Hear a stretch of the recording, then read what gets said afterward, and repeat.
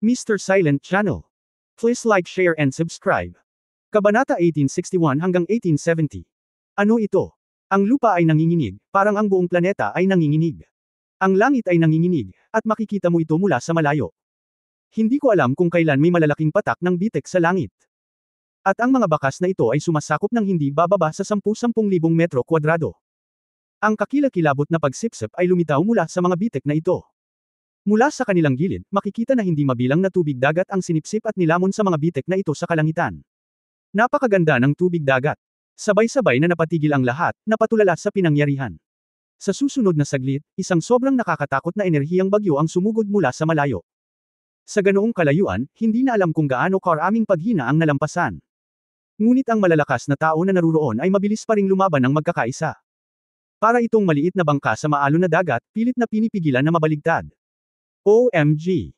Anong uri ng kapangyarihan ang magagawa nito? Nagulat ang lahat. Sa kabutihang palad, ang hukbong panghimpapawid ng tao ay nasa malayong direksyon, at ang lahat ng mga proteksyon na kalasag ay nakabukas sa unang pagkakataon at nagsama-sama. Gayunpaman, lahat sila ay tinatangay ng libu-libong metro ang layo ng bagyo ng enerhiya bago sila naging matatag. Ang isang malaking putok ng antas na ito, sa mga tuntunin ng intensity ng enerhiya, ay tila mas mababa sa Eternal Kingdom. Marahil ang pangunahing kapangyarihan ng paputok ay hindi kasing ganda, ngunit ang pangkalahatang intensity ng enerhiya ay hindi mas mahina. Ang maliwanag at madilim na si Daoluo Longyeo na nasa laban ay biglang nagbago ang kanyang mukha at napabulalas sa bulalas. Pagkatapos, hindi pinansin ang kalaban sa kanyang harapan, niyugyug niya ang kanyang katawan at naging isang ginto at itim na dalawang kulay na dragon, na mabilis na lumilipad patungo sa direksyon ng pagsabog. Dahil, ngayon pa lang, malinaw na naramdaman niya na sa gitna ng napakalaking energy storm, may aura na sobrang pamilyar sa kanya. Siyempre makikilala niya kung sino ang may-ari ng hiningang iyon. Gayunpaman, nang dumating ang bagyo ng enerhiya, ang hininga na iyon ay humihina sa isang nakababahala na bilis. Hindi, galit na sigaw ni Longyeo sa kanyang puso, siya kahit na ang kanyang katandaan na katawan ay nakatalize ang sarili niyang bilis sa hindi pa nagagawang sukdulan. Kumukulo ang dagat. Unti-unting nagsara ang mga bitek sa langit habang nilalamon nila ang dagat. At sa ibabaw pa lang ng malaking alon, may nakatayong tao. Nakakagulat, Hanhai Daoluo Chen Xinji. Sa oras na ito, siya ay mukhang hindi natitinag gaya ni Yuan Xinyu. Ngunit kung titingnan mong mabuti, makikita mo na ang kanyang mga mata ay ganap na nanlalabo. Ang 4-character battle armor sa kanyang katawan ay ang Universe, at ang buong breastplate ay nabasag. Bagamat sinusubukang mag-fuse at mabawi sa mga bitek dito, maraming mga purple gold na ilaw ang dumadaloy ng makapal, na pumipigil sa paggaling nito. Hindi lang iyon, kahit ang kanyang Poseidon helmet ay may basag sa gitna, na umaabot hanggang sa dulo sa harap. Ang hininga ng artifact ay lubhang hamina, na nagbibigay sa mga tao ng pakiramdam na ito ay sisabog anumang oras. Gayunpaman, tuwid pa rin ang kanyang dibdib. Sa likod ng kanyang mga kamay, dinadala pa rin ng dagat sa ilalim niya ang kanyang katawan. Sa di kalayuan, nasuspine doon ang purple gold figure. Pagtingin kay Chen Xinji, nagulat ang kanyang mga mata. Sa sulok ng kanyang bibig, isang tipak ng purple golden na dugo ang dumadaloy pababa, ang kanyang buhok ay mukhang medyo magulo, at siya ay kinakapuspa ng hininga. Ang purple golden na enerhiya sa paligid ng katawan ay umaalon-alon na parang streamer, na tila hindi matatag. Chen Xinji, masasaktan mo talaga ako. Maipagmamalaki mo ito. Malamig na sabi ng Demon Sovereign. Marahan na bamantong hininga si God Daoluo Chen Xinji, sa kasamaang palad, hindi ito sapat. Sa aking katandaan, ang personal na maramdaman ng antas ng banal na kapangyarihan ay isang kapaki-pakinabang na buhay. Kung 50 taon na ang nakalipas, kung makakaligtas ako. Siguro. Magkakaroon talaga ako ng pagkakataon na maapektuhan ang mundong iyon. Bahagyang lamambat ang malamig na tingin ng Demon Sovereign, ikaw ay isang taong humahabol sa sukdulan. At least sa mga tao, ikaw ang pinakabihirang sa akin na magkaroon ng magandang impresyon. May bahid ng panunuya sa gilid ng bibig ni Chen Xinji, paborito. Hindi ko kailangan ng demonyo para magkaroon ng magandang impresyon sa akin. Sa kasamaang palad, hindi kita napigilan. Pero, Demon King, hindi ka magtatagumpay. Nararamdaman ko na malapit na siyang bumalik. Pagbalik niya, dudurugin ka niya na parang langgam. Nagbago ang mukha ng Demon Sovereign, at sumigaw siya. Kung babalik siya, papatayin ko rin siya. Mas mabuting bumalik siya ng maaga. Kapag naitatag ko ang God Realm, dapat siyang mamatay kasama niya. Hindi ka magtatagumpay. Tiyak na hindi ka magtatagumpay. Ang mga mata ni God Daoluo ay puno ng matibay na paniniwala, at tumingin siya sa Demon Sovereign at sinabing may malaking katiyakan. Sa sandaling ito, isang mahabang dagandong ng isang dragon ang tumunog, at sa di kalayuan, isang ginto at itim na figure ang lumilipad na may kamanghamanghang pagsasabi. Ang mga gintong kaliskis ay unti-unting naging puting ginto, na umaalingaw sa itim ng kabilang kalahati ng katawan. Saan man siya dumaan, ang hangin ay marahas na binaluktot, at ang malakas at pinakamataas na antas ng biological na aura ay umalingaw sa hangin, na sinamahan ng halos nakakabaliw na pagbabago-bago ng sigla at dugo. Kahit na si Sigurd Daoluo Shenzinji, na hindi kailanman naging duwag na nakaharap sa Devil Emperor, nang makita niya ang figurang ito, sa wakas ay nagbago ang kanyang ekspresyon. Halos maubos niya ang kanyang huling lakas at sumigaw, "Umalis ka! Mabilis kang umalis." Gayunpaman, tila hindi narinig ng figurang iyon ang kanyang boses, lumilipad pa rin patungo rito sa mas mabilis na bilis. Halos sa isang kisap mata, nakarating siya sa kalapit na dagat. Nang makita niya si Chen Xinji, hindi niya napigil ang umiyak at nahulog mula sa langit. Ang malaking katawan ay muling nabagong anyo sa gitna ng hangin. Lumulutang pababa, sa harap ni Chen Xinji. Yakap ang braso niya sa katawan niya. Ito ay maliwanag at madilim na Daoluo Longyeo. Xinji, huwag mo akong takutin." Medyo nanginginig ang boses ni Longyeo, dahil hindi niya maramdaman ang aura ng buhay kay Chen Xinji. Napuno ng hindi maipaliwanag na takot ang puso ko. Naramdaman na lang niya na malapit nang huminto ang kanyang paghinga. Minahal habang buhay, at kinasusuklaman habang buhay. Para sa kanya, naapektuhan siya ng lalaking nasa harapan niya at muntik nang masira ang buhay niya. Ngunit sa sandaling ito, nang makita niyang tuluyan ng maglaho ang sigla ng lalaki. Hindi na mahalaga ang lahat. Bagamat sa kanilang edad, dapat ay matagal na nilang nakita ang buhay at kamatayan, ngunit ang nakikita niya ay kung ano ang pag-aari niya. Kapag ang taong mahal niya ay nahaharap sa buhay at kamatayan, paano niya makikita? Sa kalagitnaan ng hangin, ang Demon Emperor ay mamamatay tao na, at malapit na siyang maglunsad ng isa pang pag-atake upang ganap na sirain si Chen Xinji. Gayunpaman, nang marinig niya ang sigaw ng kalungkutan na parang kuko na umiiyak ng dugo, tila nahawakan siya, nanginginig ang buong katawan, at muling ibinaba ang nakataas na kamay. Nang makitang niyayakap ni Longyeo si Chen Xinji, ang kanyang mga mata ay nanginginig ng husto. Sa isip ko, hindi ko maiwasang maalala ang simula. Hindi ba't katulad lang ako ng babaeng nasa harapan ko?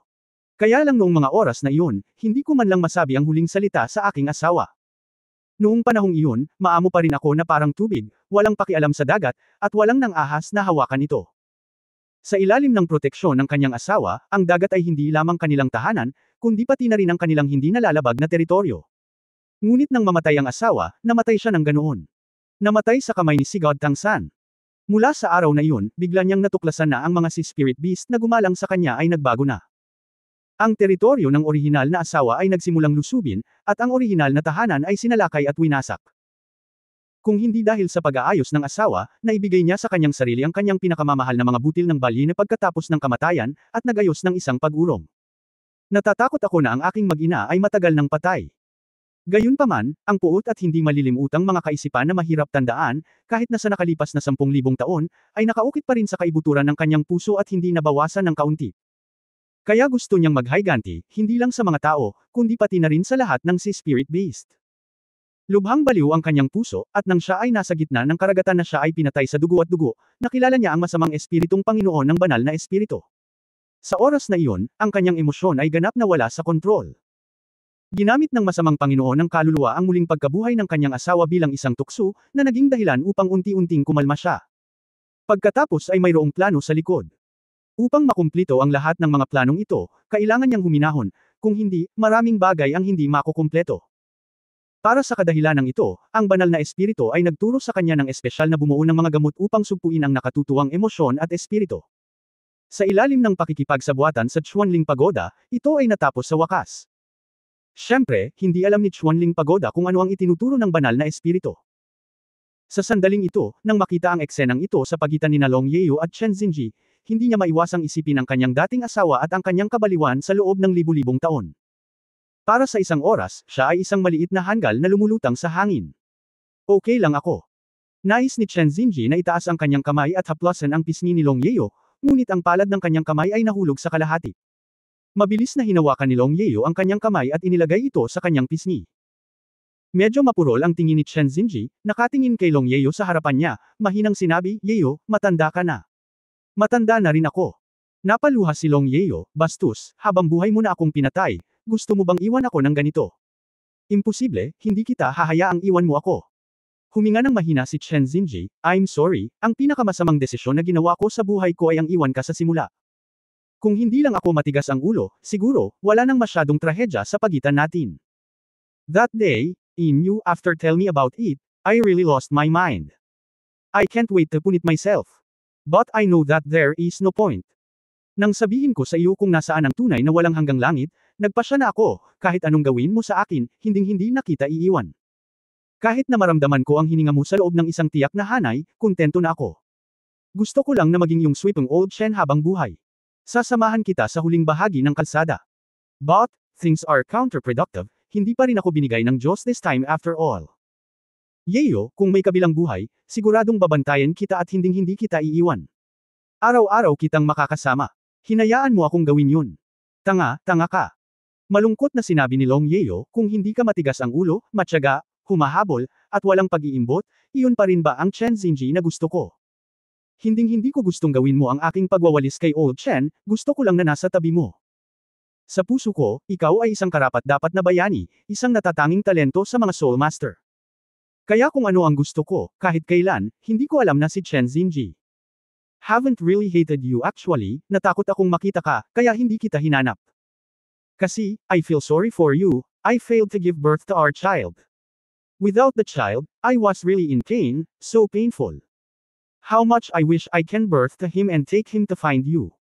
Then that time, kahit ayaw mo sa akin, hindi kita iiwan. However, the child died, and the blow was too heavy. At that time, if you were in the time, if you were in that time, if you don't want me, I will not leave you. However, the child died, and the blow was too heavy. At that time, if you were in that time, you were as in that time. Para mahanap ka, at alam kong babalik ka sa akin ng walang pag-aalinlangan, ngunit kung ikaw ang tagapagmana ng pamilya, bilang pinakamahusay na reserbang talento sa militar, kasama ang mga senior na pinuno ng Shrek Academy, tapos, ang iyong kinabukasan ay wala na, kahit na sa oras na iyon, namiss kita. Hintayin mong tumahimik ang lahat at tuluyang tumayo sa mataas na posisyon. Nang sa wakas ay nagkaroon ako ng lakas ng loob at gusto kitang hanapin. Ngunit dumating ang balita ng iyong kasal. Alam mo ba? Noong araw na ikinasal ka, kasama ako sa mga bisita, nakatingin sa iyo mula sa malayo. Hindi ko alam na ang luha ng isang tao ay maaari talagang tumulo sa isang ilog. Gayunpaman, sa araw na iyon, hindi pa rin ako galit sa iyo sa araw na iyon. Tahimik na nakinig si Chen Xinji sa pag-amin ni Long Yeyo, at ipinikit ang kanyang mga mata sa sakit. Hindi niya talaga maintindihan ang intensyon nito sa mga oras na ito. Marahil, talagang isang araw na lang, mas matagal na paghihintay, ngunit namiss nila ang kanilang buhay. Sa puso niya, hindi niya talaga minahal ang asawa. Para sa kanya, political marriage lang iyon. Kung sa araw na iyon, kahit sa araw ng kanyang kasal, talagang tatayo si Long Yeyo sa kanyang harapan, sasama siya sa kanya ng walang pag-aalinlangan. Gayunpaman, para sa kanyang sariling kinabukasan, hindi niya ginawa iyon. Lahat ng ginagawa niya ay para perpekto ang sarili niya. Upang matupad ang dakilang tao sa kanyang isip, at lahat ng ito ay nagkamali lamang sa kanya. Hindi alam kung saan nanggaling ang kapangyarihan, halos nanginginig na itinaas ni Chen Xinji ang kanyang mga braso at niyakap ng mahigpit ang taong nasa harapan niya. Yeyu. Napakatanga mo. Bakit ang tanga mo? Ang tanga mo talaga, ang tanga. Hindi siya makapagsalita ng pag-ibig, ngunit hindi napigilan ang pag-agos ng mga luha. Bagamat ang kanyang katawan ay wala ng kahit katiting na aura ng buhay, umaasa lamang ito sa espiritual na kapangyarihan ng Divine Origin Realm upang bahagyan na maprotektahan ang tipak ng kaluluwa mula sa pagkawasak kaagad, ngunit sa sandaling ito, talagang hindi niya ito matiis. Nag-aatubili na dalhin siya sa harap niya. 100 taon na ang lumipas. Ang lahat ng pagtitiyaga ay tila mas mababa sa sandaling ito ng pag-ibig. Niyakap din siya ni Long Yeyo ng mahigpit. Xinji, gusto mo bang makita kung ano ako? Ganito tayo noong una tayong nagkita. Natigilan si Chen Xinji saglit. Matamis na ngumiti si Long Yeyo, at sa sumunod na sandali, isang malambot na gininto ang halo ang umikot, at ang kanyang puting buhok ay unti-unting naging itim, lumipad pababa, naging mahabang buhok, at patuloy na nakasabit sa kanyang balakang. Ang matandang mukha ay unti-unting naging bata, at lahat ng mga kulubat ay unti-unting nawala sa isang iglap. Ang kanyang mga kilay ay kaakit-akit, ang kanyang mga mata ay muling naging malinaw, at ang kanyang mga mata ay umaagos at nasilaw. Nawala ang mga luha, napalitan ni Qiao Xiaoyanran. Ang balat ay nagiging fairer at mas transparent, na may mas nababanat na texture. Napakaganda niya, minsan siyang naging number 1 beauty sa Shrek Academy. Tinitigan siya ni Chen Xinji ng blanco, na para bang bumalik siya sa 18 anyos. Tandang-tanda pa niya na noong unang beses niya itong nakita, ganito ang tingin niya rito, at hindi makatingin sa kanya ng matagal. Noong bata pa siya, ang alam niya lang kung paano mag-ensayo ng gusto at magpumiglas. Sa oras na iyon, hindi siya naniniwala sa anumang damdamin, at hindi rin siya interesado sa mga bagay ng lalaki at babae. Hanggang sa araw na iyon, ito ay sa campus kung saan inilagay ang Shrek Academy, at ito ay nasa baybayin ng Poseidon Lake. Nakita niya siya. Seeing her na hinding-hindi niya makakalimutan sa buhay niya. Sa oras na iyon, naiintindihan niya kung ano ang ibig sabihin ng love at first sight. Kaya, nanatili siya, bilang isang exchange student, nanatili sa Shrek Academy para mag-aral, para lang manatili sa tabi niya. Sa oras na iyon, walang kakulangan ng mga manliligaw sa paligid niya, at bawat isa sa kanila ay napakalakas, mas malakas kaysa sa kanya, sa lahat ng dako. Tapos may ginawa siyang sobrang katangahan, sobrang katangahan. Tinatalo niya ang sinumang humahabol sa kanya, bagaman kadalasan ay binubugbog siya, ngunit lagi siyang nagtitiyaga. Nagpractice siya ng gusto para lang itaboy ang lahat sa paligid niya. Nagkaroon siya ng lakas ng loob na hamunin ang mga lalaki sa buong Shrek Academy, ngunit wala lang siyang lakas ng loob na sabihin sa kanya na gusto niya ito. Hanggang sa araw na iyon, ang araw na iyon ay sa Poseidon Lake, sa nakaraang Poseidon Lake Shanghai Shenyuan Blind Date Meeting. Bilang isang exchange student, hindi siya kwalipikadong tumayo sa lawa. Gayunpaman, hindi siya nagdalawang isip na mag-alinlangan at sumugod sa lawa sa oras na iyon, desperadong ipinagtapat sa kanya. Noong panahong iyon, nang tumayo siya sa lawa at hinubad ang kanyang maskara, mukha siyang engkanto lingbo. Tandang-tanda pa niya na kasing ganda niya ngayon. Nagsimulang magbago ang mukha ni Chen Xinji, tulad ni Long Yeo, ang mga kulubot sa kanyang mukha ay unti-unting nawala, ang kanyang kulay abo na buhok ay naging asul na sutla, ang kanyang figure ay matangkad at tuwid pa rin, ngunit siya ay mas payat kaysa ngayon, siya ay naging bayani, ang kanyang mga mata ay puno ng tiwala at pagpupursige. Para bang kahit anong hirap ay hindi mapigilan sa harap niya. Ang kanyang mga mata ay kasing dilim ng tinta, at ang kanyang mga mata ay malalim, nakatingin sa kanya ng malalim. Oo. Ang unang naalala ni Long Yeo ay ang mga mata na ito. Sa unang pagkakataon na titigan siya nito ay napansin na niya ito. Sa oras na iyon, naisip niya na ang batang ito mula sa isang banyagang paaralan ay napakatanga, ngunit ang kanyang mga mata ay napakalalim, na maraming itim na mata at malalim na titig, kaya't tinitigan niya ang kanyang sarili ng may pananabik. Maraming mga lalaki ang nagkakagusto sa kanya, ngunit hindi sila naging katulad niya, nakatitig sa kanya sa lahat ng oras, siya ay umalis at siya ay umalis, siya ay tumigil at siya ay tumigil. Nakatingin pa rin siya sa labas ng bintana hanggang sa pumasok siya sa classroom para sa klase. Dahil sa mga matang iyon ay medyo natarante siya at medyo napahiya. Pero kung tutusin, nakatatak pa rin ito ng malalim sa puso niya. Sa katunayan, alam niya ang lahat ng nangyari pagkatapos. Sa paaralan, may isang batang lalaki na mahilig makipag-away. Ang magandang pangalan ay ang matuto sa isa't isa. Nang siya ay bugbugin ng asul na ilong at namamaga ang mukha, nakita siya nito.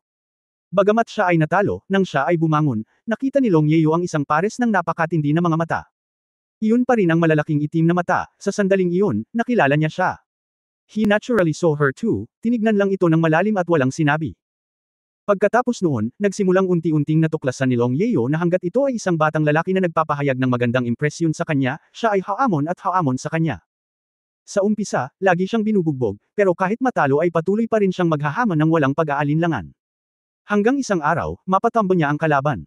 Pagkatapos, kakaunting tao ang makakatalo sa kanya, at sa bawat pagkakataon ay napapabagsak niya ang kanyang kalaban. Nang maglaon, nabalitaan niya sa iba na sa tuwing mapatambo niya ang kanyang kalaban, babalaan niya itong layuan siya. Sa oras na iyon, ang unang reaksyon ni Long Yeo ay galit.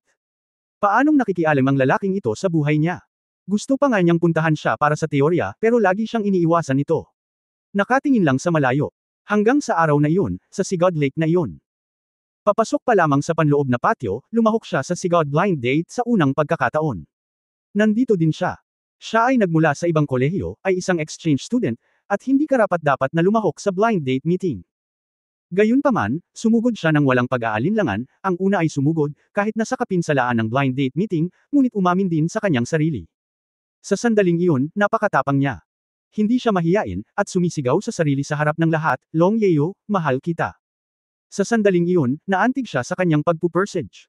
Higit sa lahat, gusto niya ang kanyang pagsuway, at ang kanyang tiyaga at tiyaga sa paghabol.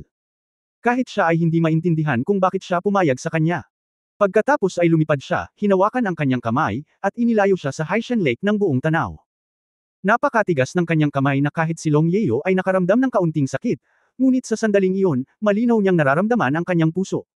Simula noon, nahulog na ang loob niya sa kanya. Siguro bago iyon, nasa puso na niya ito. Sa susunod na taon, ito na ang panahon na maaalala nila. Long Yeo, mahal kita. Sabi ni Chen Xinji, seryosong nakatingin sa kanya. Iniunat ni Long Yeo ang kanyang mga braso at inilagay ang kanyang mga braso sa kanyang leeg. Chen Zinji, mahal din kita. Sa sandaling ito, kung ano ang Demon Emperor, kung ano ang antas ng Diyos, kung anong mga nilalang sa kailaliman ang hindi na mahalaga, sa kanilang mga mata, ang isa't isa lamang. Ngumiti si Chen Zinji, ang kanyang ngiti ay nakaka-relax at napakasaya. Ngunit ang kanyang mga mata ay stagnant sa sandaling ito, at hindi na maaaring magbago. Gayunpaman, sa kanyang mga mata, tanging ang kanyang refleksyon. Hindi siya umiyak, nakayakap pa rin siya sa leeg nito, hindi na ito makalevitate sa sponge, bagkus ay dinala ng kanyang katawan.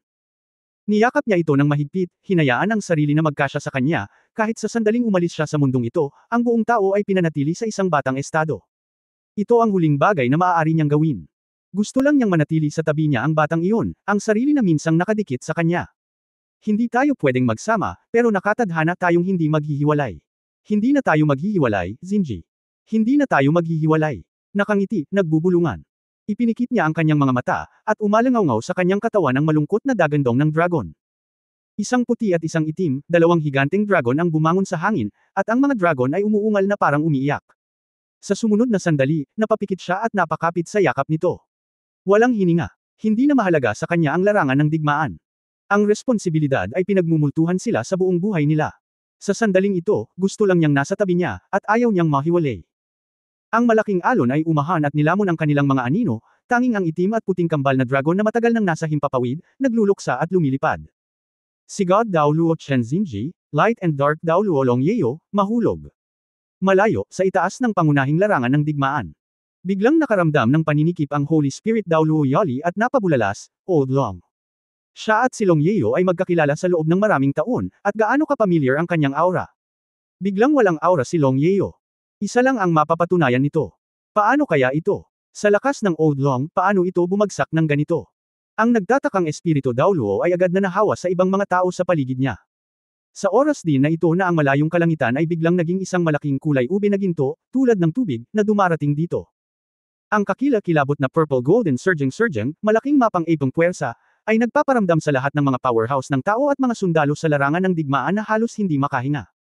Nagpakita si Ling Di ng nakakatakot na hitsura sa kanyang mukha, at ni Nishan, sa wakas ay narito na. Oras mo na para mamatay. Hindi na mahalaga ang larangan ng digmaan sa dagat. Sa pamamagitan lamang ng paglutas sa panig na ito ay tunay na may lalabas ang mga nilalang na nasa kailaliman. Nang dahan-daang lumitaw ang purple gold figure sa larangan ng digmaan, agad itong naging focus ng atensyon ng lahat. Mula sa kailaliman, ang mga silhouette ay bumaril at lumitaw sa kanyang likuran. Ito ay ang malalakas na tao ng Holy Spirit Cult na hindi pa lumahok sa digmaan. Ang Ghost Emperor at ang Underworld Emperor ay sumusunod sa likod ng Devil Emperor, at sa likod nila ay ang apat na madilim na hari na tinuturuan ng banal na espiritu.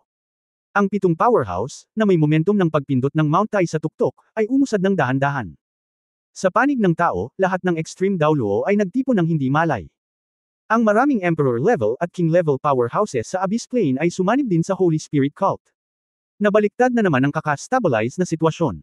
Tumingin ang Ling Emperor sa Demon Emperor na may bakas ng paninibugho sa kanyang mga mata. Pagkatapos ng lahat, siya mismo ay hindi pa naabot ang antas ng banal na kapangyarihan. Sa Abyss Plane, hindi siya walang pagkakataon, ngunit palagi siyang pinipigilan ng Abyss Sage, at hindi siya pinapayagang maabot ang antas na ito. Sa oras na ito, ang Demon Emperor, bagamat hindi isang tunay na paninirang puri sa Diyos, sa wakas ay naabot na ang antas ng Diyos sa mga tuntunin ng antas ng kapangyarihan. Ganon din ang naramdaman, at ang Silver Dragon Princess na si Guyana. Nang makita niya ang Demon Emperor sa kanyang harapan, nagbago ang kanyang mukha. God level, ito ang totoong God level. Maging ang Panginoon ng mga eroplano ay tila hindi nagawang sugpuin ang kanyang kapangyarihan. Ikaw ba, Demon Emperor? Galit na sabi ni Holy Spirit Dao Luo Yali. Mula sa Ghost Emperor at Underworld Emperor sa likod niya, natural na ang babaeng ito na nakasuot ng purple gold na damit ay ang master ng Holy Spirit Cult. Mahinang sinabi ng Demon Sovereign, oo, tama ang upuan na ito. Mabuti na kayong magtipon-tipon ngayon, para hindi ako isa-isang pumunta sa pinto. Ngayon, mamamatay kayong lahat. Bilang sakripisyo ko para muling itayo ang Blood River God Killing Array. Malakas na sumigaw si Yali, nasaan si Elder Long? Ano ang ginawa mo sa kanya? Sinabi ng Demon Sovereign, iyan ba ang babaeng may dalawang dragon bilang martial spirit? Siya ay inilibing ni Chen Zinji, ngunit siya ay isang mabangis na babae. Ano? Hindi lang Shrek Academy at Tang Sect ang bumulalas, kundi pati na rin ang Temple of War at ang maraming makapangyarihang tao na naruroon. Si Hanhai Dao Luo Chen Zinji ay patay na. Iyan ang numero 1 powerhouse sa militar, at ito marahil ang numero 1 powerhouse sa mundo. Sa pag-iisip pabalik sa nakaraang napakalaking bagyo ng enerhiya, ang lahat ay hindi maiwasang lumubog sa kanilang mga puso. At ang liwanag at madilim na cultivation base ng Daoluo Longyeo ay pangalawa lamang sa pag-iral ni Chen Xinji, namatay din ba ito? Ang pagbagsak ng dalawang matinding Daoluo na ito ay walang alinlangan na may malaking epekto sa mga puwersa ng koalisyon ng tao. Bahagyang nanginginig ang katawan ni Yali, Shrek Academy, ang tanging surviving limit Daoluo na nakaligtas ay siya at si Longyeo. Ngayong patay na rin si Longyeo, siya lang ang nag-iisa sa mas lumang henerasyon ng mga taong Shrek. Paanong hindi siya mababaliw sa kanyang puso? Dahan-daang itinaas ng Demon Sovereign ang kanyang mga kamay, at lumawak ang makapal na purple-golden na liwanag. Kahit na ang Extreme Daoluo ay malinaw na naramdaman na may agwat sa pagitan ng tagapagsaka ng banal na espiritu at ng pinuno ng banal na espiritu. Bahagyang bumantong hininga si Guyana, at dahan-daang itinaas ang Silver Dragon Spear sa kanyang kamay, na nagpapakita ng matatag na kulay sa kanyang pares ng malalaking purple na mata. Ang mga pakpak ng dragon ay pumutok sa kanyang likuran, na dahan-daang itinulak ang kanyang katawan pasulong, at ang kanyang apat na karakter na battle armor na Silver Dragon na wulan ay kumikinang. Nagsimula na ring bumantong hininga ang kanyang hininga. Sa sandaling ito, sa mga taong naruroon, tila siya lang ang may kapangyarihang labanan ng Demon Sovereign. Ang larangan ng digmaan ay nahulog sa isang maikling kalmado. Ang mga hukbo ng Abyssal ay lahat ay natipon sa paligid ng Abyss Channel sa ibaba, at ang depensa ng tao ay itinayong muli, at ang hukbong panghimpapawid ay nasa malayo din, na nanunood sa labanan. Ang nakaraang malaking pagsabog mula sa Arctic Ocean ay talagang nagsabi sa kanila na sa digmaang ito, ang huling desisyon ay pa rin ng isang maliit na bilang ng mga tao. Tanging ang mga tunay na nangungunang powerhouse na ito ang magdedesisyon ng kalalabasan, sila ang makapagpapasya sa lahat. Sa wakas ay lumitaw ang Demon Emperor, at ito ay pambihira, nalampasan ng Demon Emperor sa itaas ng ordinaryong limit Daoluo. Namatay si Hanhai Daoluo Chen Xinji sa kanyang mga kamay, may isip kung gaano siya kalakas. Ngunit sa sandaling ito, ang Silver Dragon Princess na si Guyana ay buong tapang na tumayo sa kanyang harapan, at ang katapangan na ito lamang ay sapat na upang maging kapanipaniwala. Lalo na ang mga malalakas na tao ng Spirit Spreading Pagoda ay nadama ang pinakamalalim. Mula nang itayo muli ang Shrek Academy, napigilan na sila, at matagal na rin mula nang magkaroon sila ng labis na pakiramdam sa harap nila. Lahat sila ay may malinaw na pakiramdam ng pagkilala para sa Silver Dragon Princess na ito. Ito ang dapat mong gawin bilang master ng Spirit Spreading Pagoda. Humugot ng malalim na hininga si Yali, bahagya na pinapakalma ang kanyang panloob na kalungkutan. Sa sandaling ito, nakikipaglaban sila para sa lahat ng sangkatauhan, at hindi mababago ng kalungkutan ang anuman. Magsaya ka lamang at harapin ito ng buong lakas. Sa banal na liwanag na kumikislap sa kanyang mga mata, dahan-daang itinaas ni Guyana ang Silver Dragon Spear sa kanyang kamay. Sa sandaling ito, biglang, sa di kalayuan, isang gintong liwanag ang sumabog sa kalangitan. Isang hindi maipaliwanag na hininga ang kumalat sa buong larangan ng digmaan sa napakabilis na bilis. Ito ay isang pakiramdam ng tinatanaw ang lupa, at ito ay isang hininga ng kapangyarihan sa mundo. Ang Arctic Ocean sa di kalayuan ay tila nagsaya kaagad dahil sa hitsura nitong gintong liwanag. Ang dagandong na tunog ng mga alon ay parang pagpalakpak, umaasang may babalikan. At sa sandaling naramdaman niya ang hiningang ito, biglang nagbago ang ekspresyon ng Demon Emperor, na palaging malamig at payak. Halos napabulalas siya, bumalik na siya. Bumalik na talaga siya. Gaano man ka-conceited o katatag ang Demon Emperor sa harap ni si God Daoluo Chen Xinji. Gayunpaman, nang talagang naramdaman niya iyon 20,000 taon na ang nakalilipas, at inalis ang pagkakaroon ng buhay ng kanyang asawa, mayroon pa rin siyang pakiramdam ng panginginig mula sa puso. Sa wakas ay naunawaan niya na ang mga salita ni Hanhai Daoluo Chen Xinji ay hindi lamang pananakot, ngunit isang tunay na pakiramdam. Sa direksyon kung saan kumikinang ang napakalaking gintong liwanag, mayroon ding malaking puno ng sigla at turkesa na kinang, ang subtree ng buhay na binabantayan ng husto ng mga sundalo. Lumitaw ang gintong liwanag na iyon sa direksyong iyon. Hindi tulad ng pagkawala ng kulay ng hari ng demonyo, nang maramdaman niyang lumitaw ang ginintoang liwanag, nagkaroon ng sandali ng pagkalito sa mga mata ng Silver Dragon Princess na si Guyana, ngunit ito ay naging ginhawa sa isang iglap. Siya ay bumalik. Oo, bumalik siya. Siya lang ang may ganyang hininga. Gamaan ang loob niya. Pagkatapos ng lahat, bumalik siya sa pinakakritikal na sandali na ito. Ang gintong liwanag ay huminto lamang sandali sa direksyon ng subtree ng buhay. Sa susunod na sandali, ito ay parang gintong streamer, na lumilipad patungo sa larangan ng digmaan dito. Tila naghihintay ang lahat sa pagdating ng pangunahing tauhan, pinapanood ang paglipad ng gintong liwanag. Sa susunod na sandali, siya ay nagpakita sa gitna ng larangan ng digmaan. Ang gininto ang kulay ay nasa buong katawan niya, ang malambot na makulay na halo ay lumiwanag, ang halos kahangahangang sandata ng labanan ay sumasakop sa buong katawan, at ang streamer ay kumikislap. Sa kanyang kanang kamay, hawak niya ang Golden Dragon Spear, habang sa kanyang kaliwang kamay, hawak niya ang isang napakalaking Golden Trident na siyang pinagtutuunan ng pansin ng mga manunood. Oo, bumalik siya. Bumalik na si Dragon Emperor Daoluo at Golden Dragon Moon Language Tang Wulan. Sa pagtingin sa ginintuang figura, ang Demon Sovereign ay natulala saglit, at halos magmura at nagtanong, ikaw ba si Tang San? Sa sandaling lumabas ang pangungusap na ito, hindi lamang si Tang Wulan ang natigilan sa tanong, maging ang malakas sa magkabilang panig ay hindi napigil ang matigilan. Tang San. Para sa pangalang ito, nalito ang nilalang sa kailaliman, at syempre hindi nila alam kung sino si Tang San. Ngunit para sa mga tao mula sa Holy Spirit Cult, Shrek Academy, o Tang Sect, ang pangalang ito ay parang kulog. Kaya lang hindi nila naintindihan kung bakit nila sasabihin ang pangalang ito mula sa demonyong emperador sa harap niya, at ang layunin ay nakadirekta kay Tang Wulan. Si Tang Wulan mismo ang pinakanagulat, dahil walang nakakaalam ng relasyon ng mag-ama sa pagitan nila ni Tang San. Ngunit ang kabilang partido ay talagang nagsabi nito sa sandaling ito, at hindi niya kilala ang taong ito, ngunit siya ay nasa kalabang kampo. Hindi, mali. Bulong sa sarili, ang emosyon ng Demon Sovereign ay nahulog mula sa kanyang pananabik, hindi ikaw siya. Bagamat mayroon kang kanyang aura sa iyong katawan, hindi ito eksaktong pareho. Bukod dito, wala ka sa kanya. Malakas, hindi ka pa Diyos. Hindi ka. Sino ka? Sa oras na ito, malinaw na nakikita ng mga tao sa paligid ni Tang Wulan ang kanyang mga pagbabago. Kung ikukumpara sa panahon bago na wala ang pag-urong, tila naging mas maislan siya. Siya ay orihinal na sobrang gwapo, ngunit sa sandaling ito, sa mga gwapo, mayroong higit na maalikabok na ugali, lalo na ang kanyang mga mata. Naging mas malalim, mula sa orihinal na purong itim hanggang sa madilim na asol na parang dagat. Ang pinakamalaking pagbabago ay ang kulay ng kanyang buhok. Ang kanyang itim na buhok ay naging asol na mahabang buhok, na nakasabit sa kanyang likuran, sa ilalim ng background ng gintong dragon na wika ng buwan, imposibleng bawiin ang kanyang tingin, kahit sinong tumingin, kahit sino lalaki man o babae, sila ay maaakit ng husto.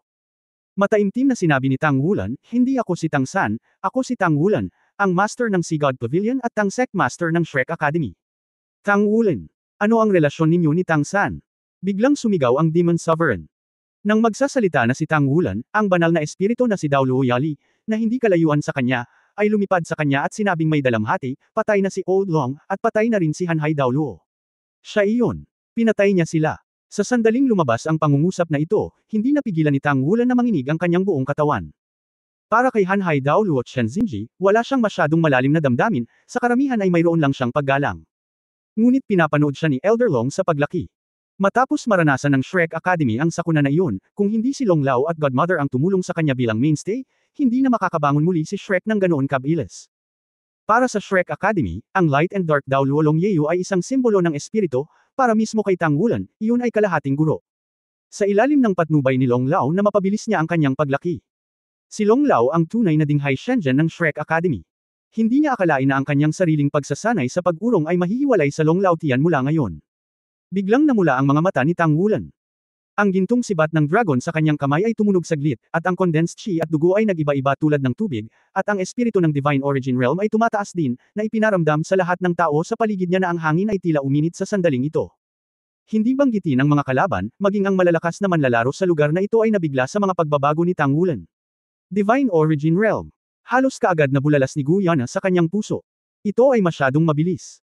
Alam mo, kung gusto mong makapasok sa spiritual cultivation level ng mga Diyos, kahit siya, nasa level na siya dati, kakagaling lang, at matagal. Pagkatapos ng lahat, ito ay supulan ng buong eroplano. Pero ilang araw na lang siyang naka-retreat. Pagkatapos talagang bumalik, nasa level na siya ng mga Diyos. Hindi lamang iyon, ngunit ang kanyang paglilinang ng kapangyarihan ng kaluluwa ay hindi na ang paunang limitasyon, ngunit ang tunay na limitasyon ng Daoluo Summit. Tama, sa sandaling ito, ang hininga ni Tang Wulan ay isa ng maladyos, higit pa sa karamihan ng mga maladyos. Lalo na kasama ng kanyang tailor-made Super 4 Character Battle Armor na Jinlongyo, masasabing sa oras na ito, narating na niya ang rurok ng sangkatauhan. Sa pagkakataong ito ang pag-urong ay nagpabuti sa kanya ng labis na ito ay hindi maisip. Nang hindi bumibigkas ng masyadong maraming salita o tumugon sa tanong ng kabilang partido, halos mapisil ni Tang Wulan ang ilang mga salita mula sa kanyang mga ngipin, tadhana. Sa malakas na sigaw, lumabas siya gamit ang kaliwang paa at tinapakan ang kawalan. Boom! Ang kawalan ay naging isang gintong halo at sumabog, na parang nasa lupa na. Sa susunod na sandali, siya ay naging isang gintong streamer at lumipad diretso sa Demon Emperor. Ang mga mata ng Demon Emperor ay malamig na kumikislap, at alam niya na kahit na ang binata sa kanyang harapan ay hindi ang si God na si Tang San, tiyak na may kaugnayan siya kay Tang San, dahil nakilala niya ang si God Trident sa mga kamay ni Tang Wulan. Hindi ba yun ang pinakamalakas na aura sa Tang San noon? Kung hindi dahil sa pabor ng si God, paano niya napatay ang asawa niya sa dagat? Marahil ang binata sa kanyang harapan ay ang inapo ni si God Tang San. Kung ganoon, ano ang masasabi? Patayin muna siya. Ang purple golden na liwanag ay sumilay sa likod ng Demon Emperor. Ang kanyang buong katawan ay natatakpan ng mabigat na lila ginto. Sa kanyang mga kamay sa paligid niya, isang malaking purple golden sparkling wine ang lumipad palabas sa kanyang katawan at dumiretso sa tanggulan para takpan ito. Kapag ginawa nila ito, para itong nag-aapoy ng pulbura, na nag-trigger sa buong digmaan. Itinaas ng Silver Dragon Princess na si Guyana ang Silver Dragon Spear sa kanyang kamay, tumingin muli sa Spirit Emperor na may malungkot na mga mata. This time, medyo nag-iba na rin ang tingin niya. Ito ay ang mga mata na namuo na parang yellow, at ang malakas na aura ay namumulaklak sa kanyang katawan na parang isang blowout. Ang ganitong uri ng pamumulaklak ay hindi isang pagsabog ng sarili nitong lakas, ngunit isang hindi mailalarawan na malakas na ugali. Biglang nanginig ang puso ni Lindy, dahil nagulat siya nang makitang medyo nagbago ang kalaban na nasa harapan niya sa nauna. Ang kanyang espiritual na kapangyarihan ay nasa antas din ng Divine Origin Realm, kaya ang kanyang damdamin ay partikular na malinaw. Kung kailangan niyang ilarawan ang pagbabagong ito, seryoso niyang ilalarawan ito. Oo, si Guyana ngayon ay mas seryoso kaysa dati. Pagkatapos magseryoso, tila nagkaroon siya ng kakaibang pagbabago. Bilang karagdagan sa dalawang pares nila, ang Emperor Underworld, ang Ghost Emperor, at ang powerhouses ng Holy Spirit, ang Abyss Emperor level at King level powerhouses, lahat ay nakakahanap ng kanilang mga kalaban upang apihin ang panig ng tao sa isang buong paraan.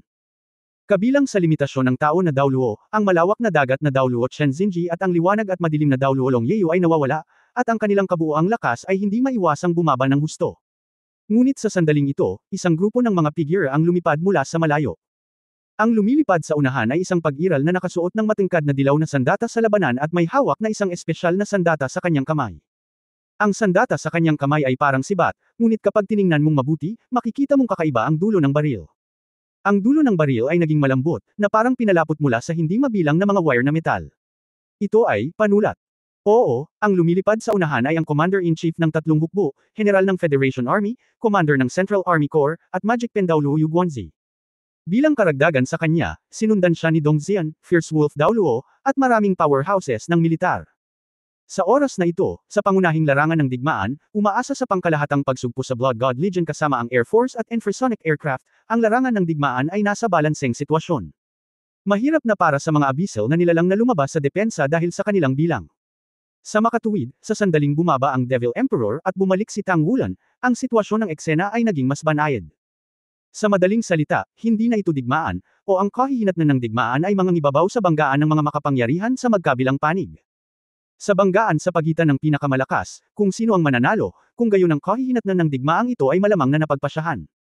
Dahil ang natitirang mga powerhouse ay mamumuno sa kanilang sariling hukbo, durugan sila sa kalaban, at lubusang kumpirmahin ang tagumpay ng digmaang ito. Bilang Commander-in-Chief ng tatlong hukbo, tiyak na alam ni Yu Guanzi ang kahalagahan nito. Sa makatuwid, hindi siya nag-atubiling pakilyusan ang mga powerhouse ng militar, sumugod kaagad, at pansamantalang ibinigay ang pamumuno ng tatlong hukbo kay Mingjing Daoluo Zhang. Phantom na ulap. Sa sandaling ito, sa panig ng tao, ang malalakas ay parang mga ulap. Magic Pen Daoluo Yu Guanzi, Passionate Daoluo Zhang Xin, Walang Awa na Daoluo Cao Dezi, Holy Spirit Daoluo Yali, Titan Daoluo Yuanen Zanshan, Tiandang Daoluo Yuanen Tiandang, Hilin Daoluo Tanggayu, at ang hinalinhan at dating Chuan Ling Pagoda ang dalawang master ng mga anak ng Tori ay dumaan sa Dongfei. Edad. Bilang karagdagan, ang pangunahing katawan Daoluo Airong, Yutian Daoluo Guanyo. Ang bawat isa sa mga ito ay isang powerhouse sa antas ng Extreme Daoluo.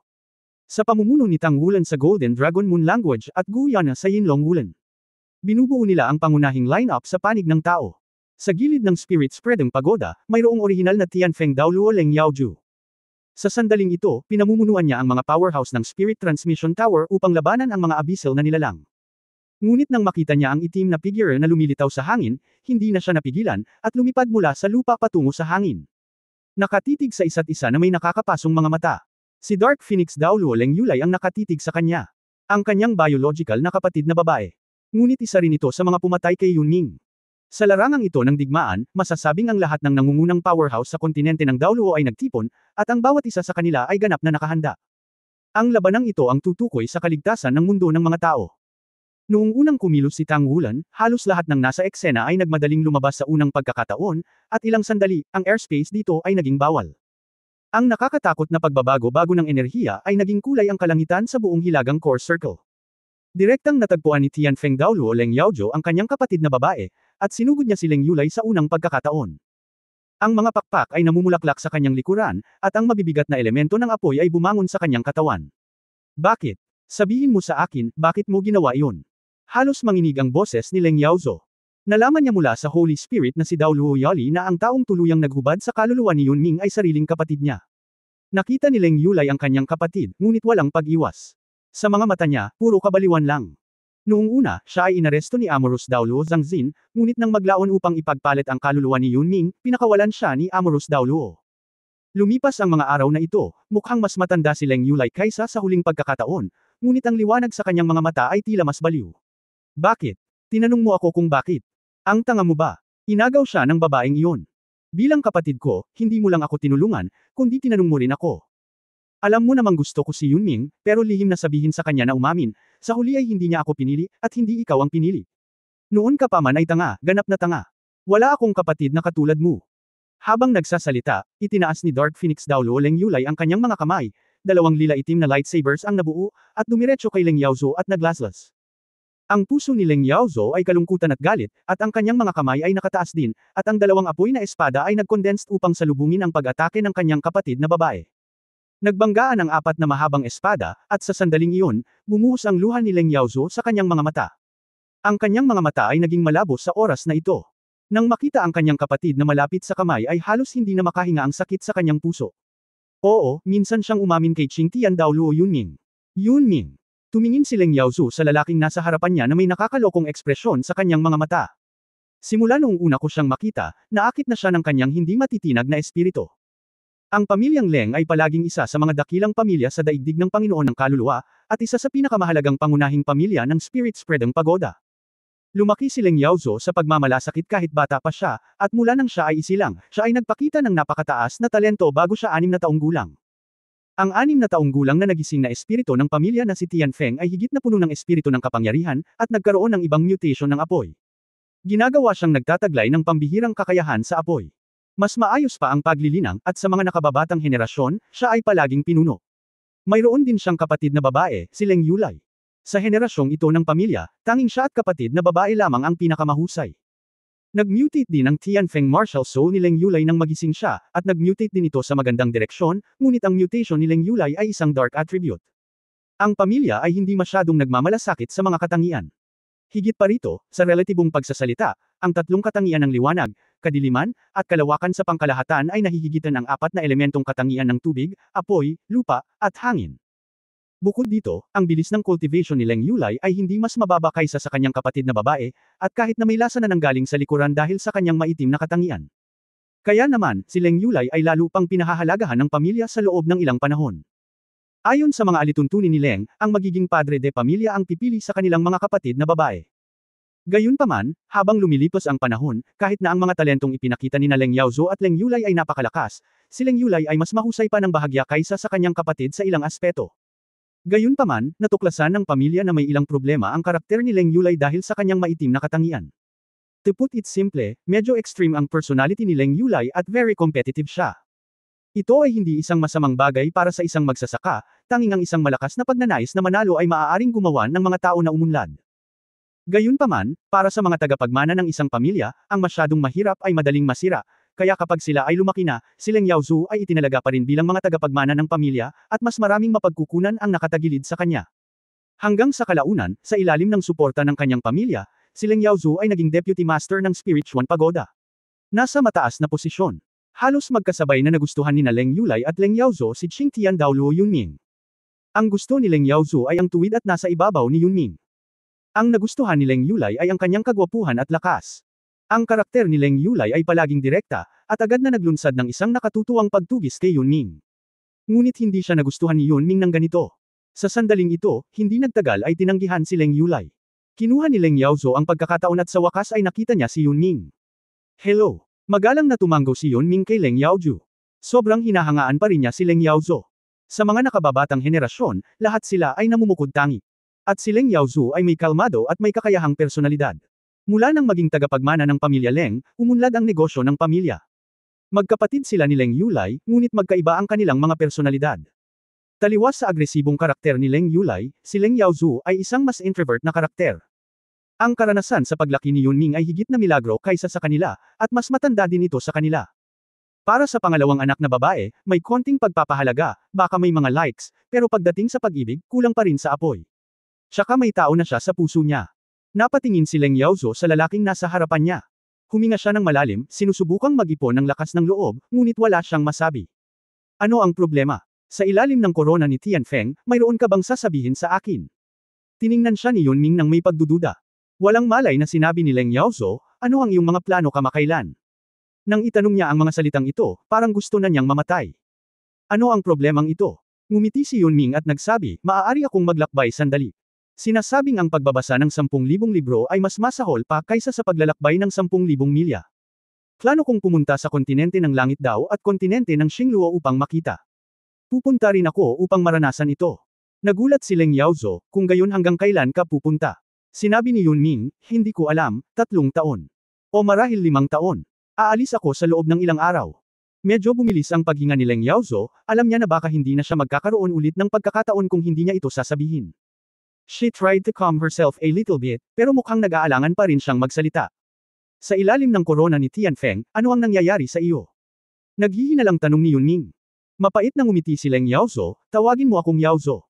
Natigilan si Yunming saglit nang walang sinasabi. Ibinaba ni Leng Yaozo ang kanyang ulo at hindi naglakas loob na tumingin sa kanyang mga mata, kung tutusin, may gusto ako sa iyo sa loob ng maraming taon. O mas tumpak, crush kita sa loob ng maraming taon. Siguro wala tayong pagkakataon na magkasama, ngunit hindi rin kita gusto. Tretuhin mo ako ng sobra. Napatingin si Yunming sa kanya nang may pagtataka. Ang Heavenly Phoenix Daoluo, na naging mahinahon at may karanasan sa kanyang mga mata, ay parang isang batang babae na nagkamali sa sandaling ito. Ikaw. Pagkasabi noon ng mga salita, si Leng Yaozo ay tila sa wakas ay nakakuha ng lakas ng loob, muling itinaas ang kanyang ulo, tumingin kay Yunming, at nagsabi, oo, gusto kita, matagal na kitang minahal. Yunming. Mahal kita. Sa iyo. Bagamat alam ko na batay sa relasyon sa pagitan ng ating espiritual na tore at ng iyong kolehiyo, hindi ako dapat magustuhan ng tao. Sa totoo lang, paano kita makokontrol? Admire si Yulai, at least nakakapag-express siya ng emotions pero hindi ko masabi, kasi hindi lang ako ang kumakatawan sa pamilya ko. Kung hindi mo uulitin ngayon, baka wala ng pagkakataon. Oo, noon pa man ay crush na kita. Yunming. Ako. Sa puntong ito, naluluha na siya. Bigla siyang humakbang at bumulusok sa yakap niya, niyakap siya ng mahigpit gamit ang kanyang mga braso, na para bang natatakot siyang pakawalan niya, napakahirap. Si Yunming ay ganap na mapurol, syempre gusto niya itong itulak palayo, ngunit sa oras na ito, malinaw niyang nararamdaman na ang babae o babae sa kanyang mga bisig ay nanginginig sa buong katawan, bagaman hindi niya mapigilan. Tanggapin mo siya, ngunit ayoko siyang masaktan sa oras na ito. Sa isang mahinang buntong hininga, marahan niyang hinaplos ang mahaba nitong buhok na may kung anong kawalang sigla, sinusubukang pakinisin ang kanyang damdamin. At sa mga sandaling ito, ang hindi nila alam ay sa di kalayuan pa lang ay may isang pares ng mata na tila nagliliyab na apoy ang nakatingin sa kanila. Nang mapanood niya si Leng Yaozo na bumulusok sa yakap ni Yunming, halos mabali niya ang isang subaw ng pilak ng ngipin. Bigla siyang tumalikod, tumakbo na parang baliw, sumugod sa malayo, sa dilim. Sa taong iyon, si Tianfeng Daoluo Leng Yaozo ay 29 na taong gulang, at si Dark Phoenix Daoluo Leng Yulai ay 27 taong gulang.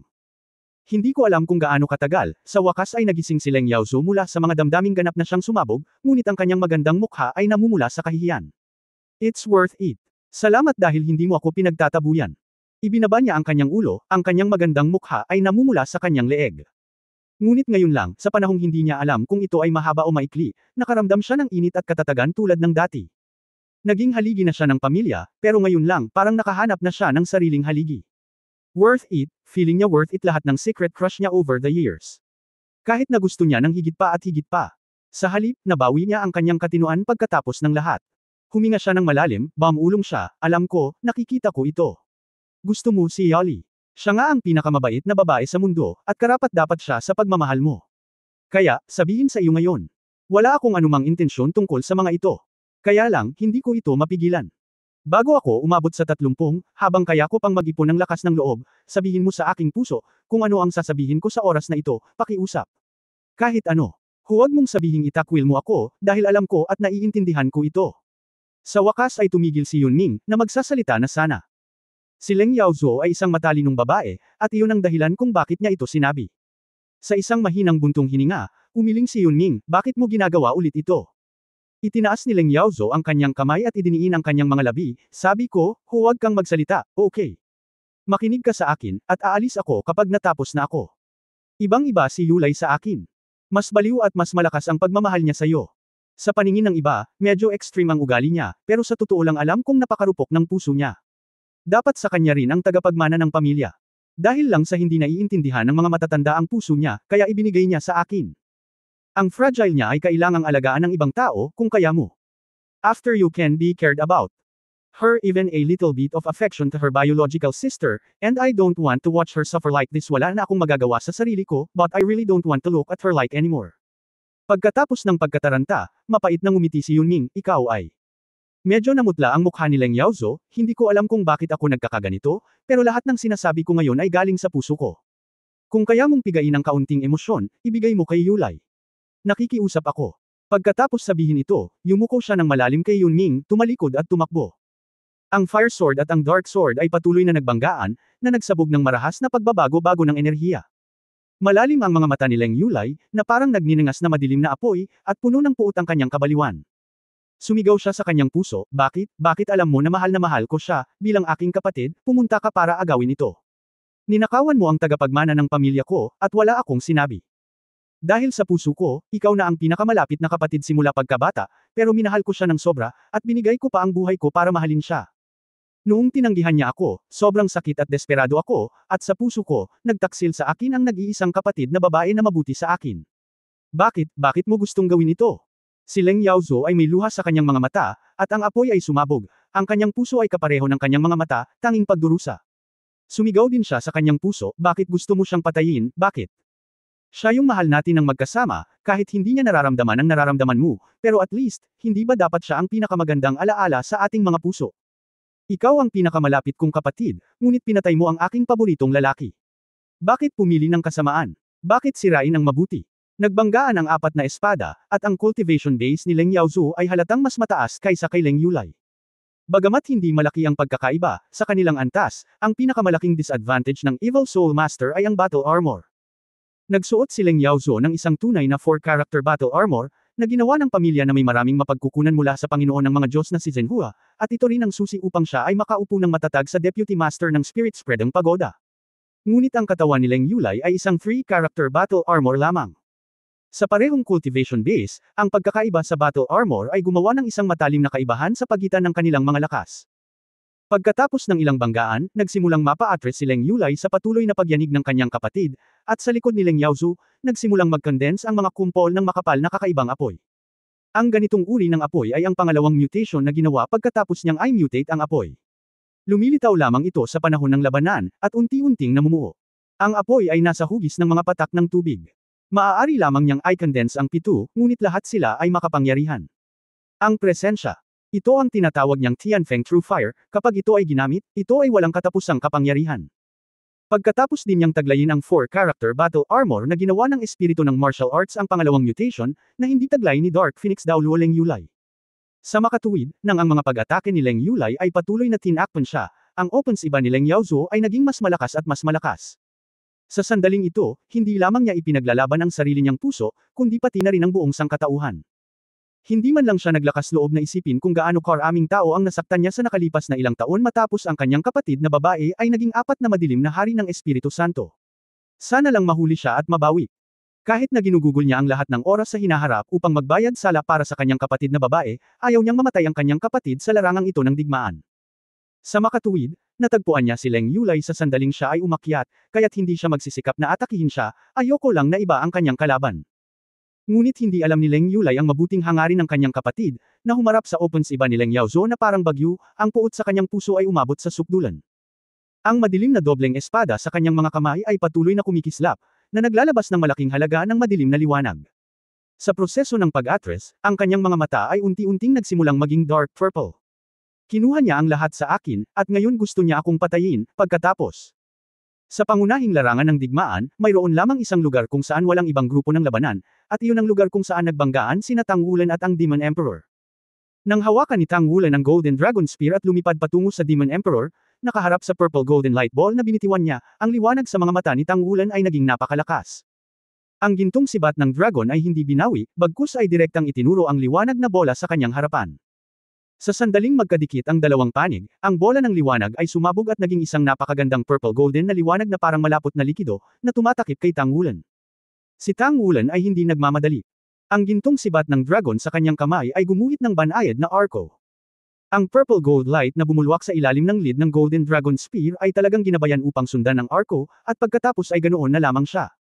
Ginabayan sa gilid, at direktang lumipad sa direksyon ng kalaliman na channel.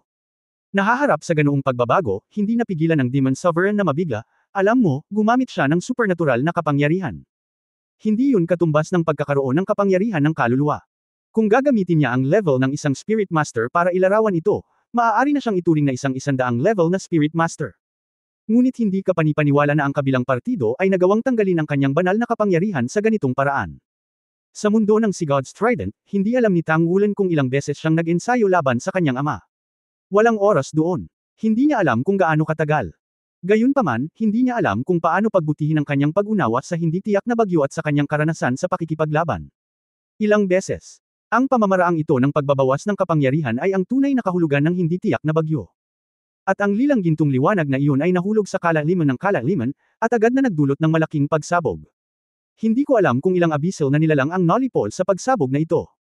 Nakakalungkot na nasa channel ito, at ang enerhiyang ibinubuga ng patay na nilalang sa abyssal ay agad na nilamon at hinihigop ng channel, at walang pagkakataon na lamunin ito ni Tang Wulan. Ngunit sa susunod na sandali ng bilog na ito, ang gintong dragon na sibat ni Tang Wulan ay tumusok na sa Demon Emperor. Ang Demon Emperor ay sumangot ng malamig at itinuklap ang kanyang mga kamay sa loob, gamit ang kanyang mga kamay upang i-clamp ito. Ngunit sa sandaling ito, ang gininto ang dragon na sibat ni Tang Wulan ay biglang gumawa ng pagkilos. Ang prosesong ito ay talagang mabilis. Parang kumikislap na kidlat. Sa sandaling iyon, ang Golden Dragon Spear ay tila nahati sa dalawa, ang isa ay umuurong, ang isa ay nabutas, at ang target ay nakadirekta sa ibabang bahagi ng tiyan ng Demon Emperor. Ang Demon Sovereign ay nakaramdam ng matinding pagod sa unang pagkakataon mula noong ang kanyang cultivation ay na-upgrade sa banal na kapangyarihan. Ang estilo ng pakikipaglaban ni Tang Wulan sa kanyang harapan ay tila napakasimple, ngunit hindi kapanipaniwala na hindi siya maaapektuhan ng kanyang sariling banal na kapangyarihan. Ding! Sinaksak. Oo, ang Golden Dragon Spear ni Tang Wulan ay tumpak na tumusok sa ibabang tiyan ng Demon Emperor. Gayunpaman, ang hindi masisira na Golden Dragon Spear ay nakatagpo ng isang block sa pagkakataong ito, na parabang nasaksak nito ang isang bagay na matigas, at talagang napabalikwas. Kasabay nito, ang nakapalibot na espasyo ay ganap na naging purple gold, at idiniin ito ng Demon Emperor gamit ang isang palad. Walang anumang pamamaraan, tanging ang pagsabog ng purong banal na kapangyarihan. Naramdaman na ni Tang Wulan na ang Demon Emperor na nasa harapan niya ay hindi na isang ordinaryong tao. Maaaring hindi siya tunay na naging isang Diyos, ngunit ang kanyang kapangyarihan ay nasa antas na ng paninirang puri sa Diyos. Ang lakas ng kalaban ay higit pa sa kanyang inaasahan. Gayunpaman, hindi na siya tulad ng dati. Nasaksak kanina ang Golden Dragon Spear sa kaliwang kamay. Sa oras na ito, nakaharap sa palad ng Demon Emperor, ang Sigad Trident sa kanyang kanang kamay ay gumuhit muli ng isang arco sa kanyang harapan. Kung ikukumpara sa arco na iginuhit ng Golden Dragon Spear, ang arco ng Poseidon Trident ay mas condensed, at ang purong ginto ay mas makapal. Om! Ang palad ng Demon Sovereign ay lumitaw sa gitna ng arco na ito, ngunit pagkatapos lamang na iguhit ang arco, naramdaman na lamang ng Demon Sovereign na biglang lumitaw ang isang malakas na puwersa ng paghila mula sa paligid ng kanyang palad, at pagkatapos ay iginuhit ang banal na kapangyarihan sa kanyang palad. Sinipsip ito. Ang pakiramdam na ito ay lubhang kakaiba, kung gaano siya kumpiyansa sa kanyang sarili, ngunit sa sandaling ito nararamdaman niya na ang kanyang mga palad ay biglang nawalan ng laman. Sa susunod na sandali, ang malaking trident ng Sigad ay tumawid, dinala ang arco ng liwanag sa kanyang balikat. Nagbago ang mukha ng Demon King, naglakas loob siyang hayaan ang Golden Dragon Spear na sumaksak, ngunit hindi siya nang ahas na hayaan ang prestihiyosong Sigad Trident na ito na sampal sa kanyang katawan. Ang purple golden na liwanag ay kumislap, at nagpakita siya sa likod ni Tang Wulan sa susunod na sandali. Sa sandaling itinuro niya ito, ang hangin sa paligid ay biglang nahiwalay, na parang naging vacuum. Naramdaman na lang ni Tang Wulan na matamlay ang kanyang buong katawan, at ang Sigad Trident na kanyang iginuhit ay nakaramdam din ng paghinto. Tila hindi na tinatanggap ng mundong ginagalawan ang kanyang sariling pag-iral at nagbunga ng matinding pagtanggi.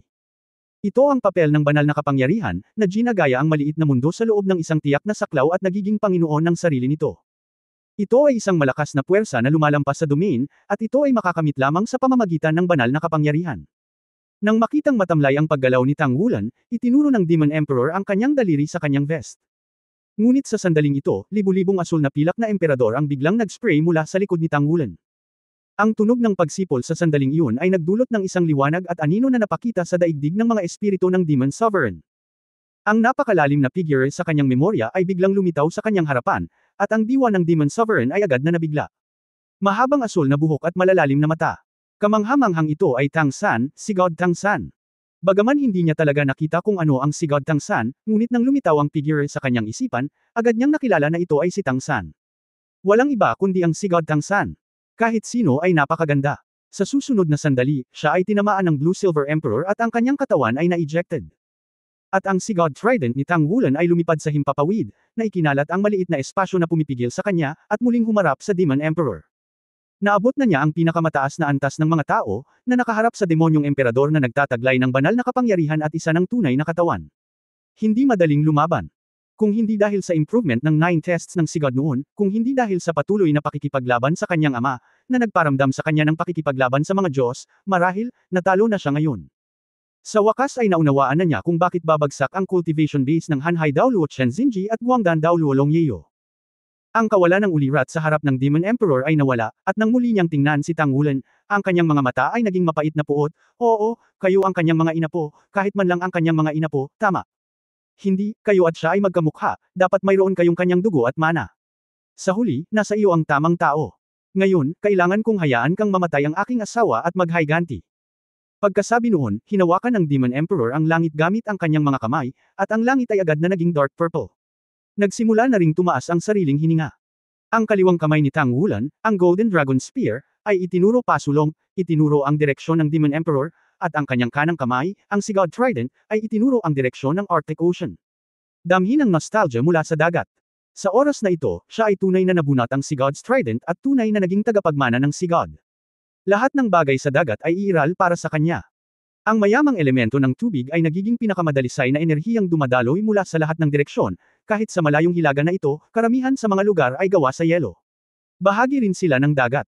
Sa oras na ito, ang lahat ng elemento ng yelo at ang elemento ng tubig ay nabagong anyo sa pinakadalisay na enerhiya at ibinuhos sa katawan ni Tang Wulan sa buong-buo na paraan.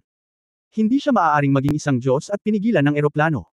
Gayunpaman, ang kanyang hininga ay patuloy na bumubuti, tumataas patungo sa antas ng Diyos. Walang katapusang lapitan ng kritikal na puntong iyon. Sa kabilang panig, puspusan na rin ang simula ng labanan sa pagitan ni Guyana at Lingdi. Ang figure ng espiritong emperador ay patuloy na kumikislap sa hangin, at ang kanyang makapangyarihang mental na kapangyarihan ay paulit-ulit na sumasabog sa iba't ibang elementong pag-atake na inilabas ni Guyana. Gayunpaman, hindi rin siya makalapit sa katawan ni Guyana. Sa paligid ng katawan ni Guyana, palaging may napakalaking elementong nakapalibot, at ang pinaka-nakakatakot sa kanya ay ang space element. Parang sa tabi niya, may hindi mabilang na black holes. Kung hindi ka mag-iingat, ikaw ay nasa panganib na lamunin. Kung ikukumpara sa nakaraang labanan, ang Silver Dragon Princess sa oras na ito ay medyo hindi maarok. Ang intensity ng opens iba ay tila hindi masyadong nagbago, ngunit ito ay nagparamdam sa emperador ng espiritu na parang hindi siya naglakas loob na lapitan ito. Siya mismo ay hindi mo ari kung bakit nangyari ito. Parang hindi naman dati. Pwede ba yun? Ang utak ng emperador ng espiritu ay palaging nagkalkula ng napakabilis, at bigla siyang nakaisip ng isang posibilidad. Tinatago ba ng babaeng kaharap niya ang lakas niya kanina? Oo, sa ganitong paraan lamang ito maaaring maging ganito. At saka, kahit ngayon, may posibilidad pa rin siyang itago ang kanyang lakas. Sa pag-iisip nito, hindi napigilan ni Lingdi ang panlalamig sa kanyang likod. Pagkatapos niyang talagang dumating sa mundo ng mga tao, talagang naunawaan niya na ang mga tao ay hindi kasing daling pakitunguhan gaya ng inaakala. Orihinal na sa Ketulusan ng Abyssal nilalang. Sinasamantala ang paghina ng kontinente ng Daoluo, limitado ang Lord of the Plain sa pagsugpo sa Abyss Channel, at kasama ng patnubay mula sa Holy Spirit Cult, hanggat ang kanilang hukbo sa Abyss ay pinamumunuan dito ng maraming Abyss powerhouses, agad nilang makukuha ang napakalaking tagumpay sa lalong madaling panahon ay nagkaroon ng malaking halaga ng enerhiya sa buhay na naaga nila. Ngunit nang makarating ako rito, kahit na nakamit ko ang ilang mga resulta, mula sa sandaling bumagsak ang walang hanggang langit, nadama ni Lingdi na hindi ganoon kadaling pakitunguhan ang mga tao. Bukod dito, ang Demon Sovereign na nag-cultivate sa antas ng banal na kapangyarihan ay nagparamdam din sa kanya ng isang malaking banta. Alam niya na hindi pa rin makakapunta rito si Saint Monarch of the Abyss. Kahit gaano man kaina ang Panginoon ng eroplano ng kontinente ng Daoluo, imposibleng pumunta rito ang Panginoon ng ibang eroplano. Sa pinakamainam, ang Sage ng Kalaliman ay maaari lamang ipakita ang bahagi ng kanyang kapangyarihan dito. Halos imposibleng dumating ang tunay na Diyos. Iyon ay gagawing paksain ito ng mag-isa. Sa kasong ito, kahit na ang mga tao ay natalo, ang mga turo ng banal na espiritu, kung hindi sila makontrol, ay malamang na magdulot ng kaguluhan. Hindi, kailangan mong lumaban ng mabilis, kontrolin muna ang sitwasyon sa harap mo, at pagkatapos ay hayaang mas maraming abyssal na nilalang ang manloob sa enerhiya ng buhay. Hanggat ang isang malaking halaga ng enerhiya ng buhay ay nasamsam pabalik, kung gayon ang lahat ay hindi na isang problema. Sa oras na iyon, maaaring maabot din niya ang antas ng banal na kapangyarihan. Mayroon din siyang ganap na tiwala sa sarili. Sa tulong ng Abyss Sovereign, maaari siyang maging pinuno dito. Tungkol naman sa nakatagong lakas ni Guyana. Sinong hindi nagtago? Sa pag-iisip nito, hindi na nagdalawang isip si Lingdi, ngunit gumawa ng isang mapagpasyang desisyon, pinagpag ang kanyang katawan, at umatras sa malayo. Ang liwanag sa kanyang mga mata ay biglang naging turquoise blue. Binibigyang pansin ni Guyana ang kanyang mga pagbabago, at kasabay nito ay binibigyang pansin din ang labanan sa pagitan ni Tanghulan at ng Demon Emperor, na handang suportahan siya anumang oras. Nagulat din siya sa biglang pagbabago ng hininga ng Emperador ng Espiritu dito. Mabilis na ibinalik ang kanyang atensyon sa Emperador ng Espiritu. Ang katawan ng Emperador ng Espiritu ay mabilis na naging malaki, at halos kaagad, ito ay naging isang abyssal na espiritong dragon na mga 15 metro ang haba. Tama, 15 metro lang, kumpara sa ibang abyssal spirit dragon, napakaliit lang niya. Alam mo, ang tatlong hari ng espiritong dragon ay higit sa 100 metro ang haba. Ngunit kung titingnan mong mabuti, makikita mo ang pagkakaiba. Ganoon din ang espiritong dragon, ang Abyss Spirit Dragon na binago ng espiritong emperador ay unang may ibang kulay sa ibang Abyss Spirit Dragon. Ang Abyss Spirit Dragon na binago niya ay 15 metro lamang ang haba, ngunit ang buong katawan ay ipinakita sa asol na asol. Bukod dito, pagkatapos niyang makumplito ang kanyang pagbabago, ang abyssal na enerhiya sa hangin ay biglang sumugod patungo dito na parang baliw. Ang lalong nagparamdam kay Guyana ay ang sariling lakas ng emperador ng espiritu ay hindi gaanong tumaas, ngunit ang espiritual na lakas ay tumataas ng husto. Matapos maabot ang Divine Origin Realm, ang espiritual na kapangyarihan ay syempre mahahati din sa mga antas, ngunit hindi ito umiiral sa mundo ng mga tao. Sa God Realm, ang antas ng espiritual na kapangyarihan ay kapareho ng antas ng paninirang puri ng Diyos. Nahahati sa 4 na pangunahing antas, ang katapat ng priesthood ay ang espiritual na kapangyarihan ng Divine Origin Realm. At sa itaas ng mga pari ay ang ikatlong antas ng paninirang puri. Ang isa sa mga pamantayan para sa ikatlong antas ng banal na paninirang puri ay ang espiritual na kapangyarihan ay dapat umabot sa ikatlong antas ng banal na kaharian ng pinagmulan, na sinusundan ng ikalawang antas ng banal na paninirang puri, ang unang antas ng banal na paninirang puri, at ang antas ng Diyos na Hari. Ang kaukulang kalikasan ay ang ikalawang antas ng banal na pinagmulang kaharian, ang unang antas ng banal na kaharian ng pinagmulan. Mayroon ding Divine King Realm na maaabot lamang ng si God Tangsan bilang Divine King. Ang espiritual na kapangyarihan ay umabot sa antas ng Diyos na Hari, at iyon ang kakilakilabot na kakayahan na halos madaling makontrol ang isang eroplano at maaaring sumaklaw sa maraming planeta sa universo. At sa oras na ito, ang pagbabago ng Spirit Emperor na ito ay ang espiritual na kapangyarihan mula sa Divine Origin Realm ay talagang tumataas patungo sa ikatlong antas ng Divine Origin Realm. Huwag maliitin ang pagpapabuti ng larangang ito. Sa ilalim ng Divine Origin Realm, kahit na ang buong proseso ng pag-upgrade mula sa pinakamahina na realm patungo sa Divine Origin Realm ay hindi kasing ganda ng espiritu na kailangan para mag-upgrade mula sa Divine Origin Realm patungo sa ikatlong antas ng Divine Origin Realm. Isang ikasampu ng puwersa. Hindi inaasahan ni Guyana na ang espiritual na kapangyarihan ay maaaring masublimate kahit na ang enerhiya ng katawan ng emperador ng espiritu ay hindi maabot ang antas ng banal na kapangyarihan. Isa pa, may kakaiba pa siyang nararamdaman.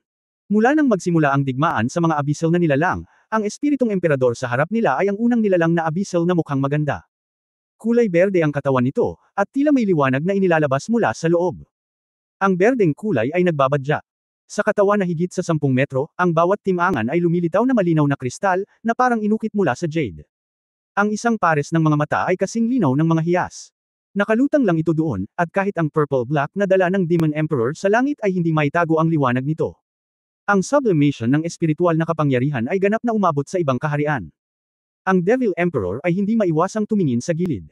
Hindi alintana kung ang espiritong kapangyarihan at espiritual na kapangyarihan ng Demon Sovereign ay umabot sa antas ng Diyos, hindi niya alam kung paano magbabago ang mas malakas na antas ng espiritual. At mayroon siyang sariling layunin, ang gumamit ng mga nilalang na abyssal. Kung ang nilalang sa kailaliman ay nagiging hindi mapigil at ang espiritong emperador ay masyadong malakas, hindi ito ang inaasahan niyang makita. Sa sandaling ito, ang pagbabago ni Lingdi ay naging focus ng madla. Lumitaw din ang isang mas nakakagimbal na eksena. Sa ground battlefield, lahat ng Invisible Abyss Spirit Dragons ay lumabas lahat, ang kanilang mga ulo ay nakataas sa langit, ang kanilang mga katawan ay gumagapang sa lupa, na parang sinasamba nila ang espiritong emperador sa kalangitan. Ang mas nakakatakot ay ang mga katawan ng mga abyssal na espiritong dragon na ito ay talagang nagsimulang magbago, at lahat sila ay may dagdag na layer ng berdeng ilaw sa ibabaw ng kanilang orihinal na kaliskis. Ang mga pagbabago ng Lingdi mismo ay maaaring magbago sa buong lahi kasunod ng kanyang mga pagbabago. Nag-improve din ang lahat ng aura, lalo na ang tatlong espiritong Dragon King. Naging berde ang kanilang mga mata. Sila ay pinigilan ng Shrek 6 monsters at iba pa. Habang nagbabago ang kanilang mga mata, nagningning ang kanilang buong katawan. Walang kapantay na malakas na hininga.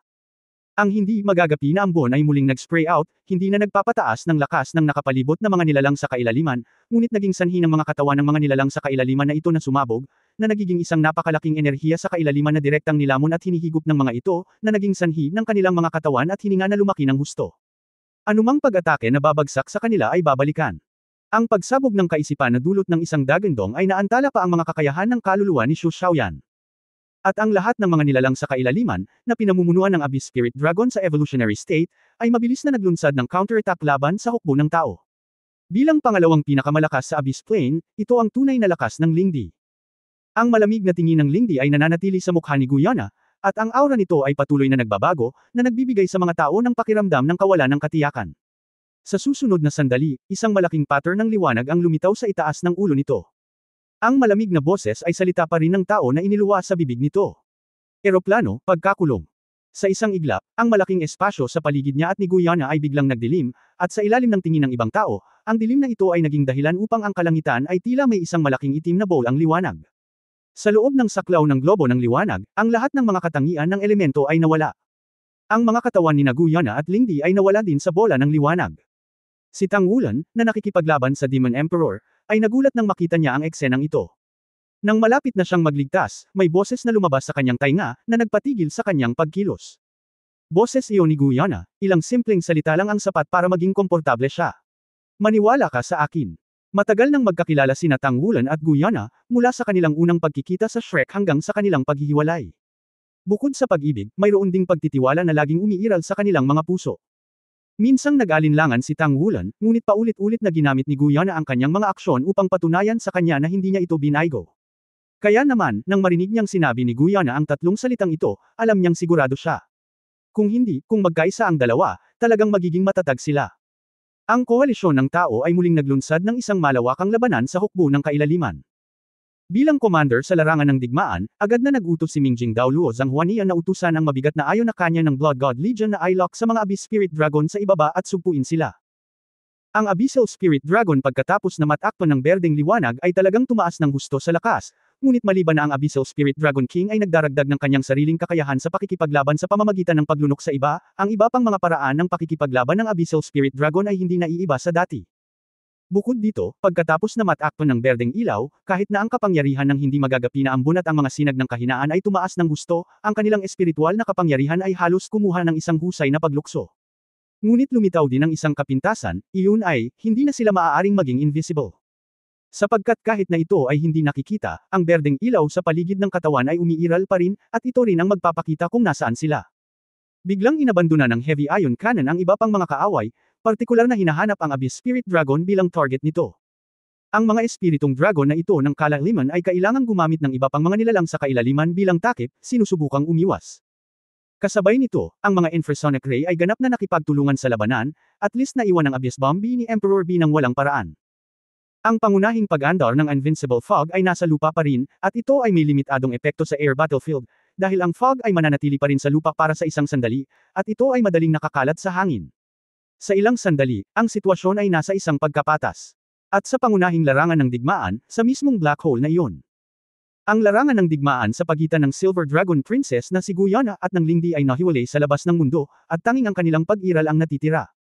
Ang katawan ng emperador ng espiritu ay naging isang asul na liwanag at muling nag-transform sa isang hitsura ng tao, ngunit sa pagkakataong ito ang kanyang buong katawan ay natatakpan ng mga kaliskis ng aquamarine, at ang kanyang aura ay halatang mas malakas kaysa dati.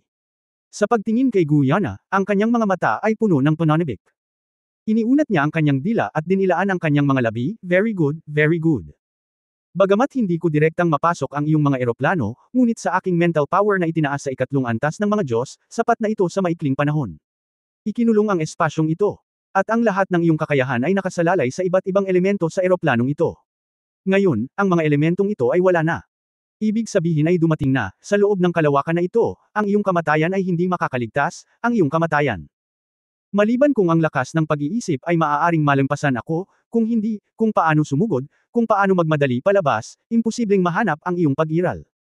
Kaya, hindi mo kailangang lumaban ng walang kabuluhan. Sa lalong madaling panahon, gagawin kitang bahagi ng aking katawan. Nasa iyo rin ang espiritual na kapangyarihan ng Divine Origin Realm.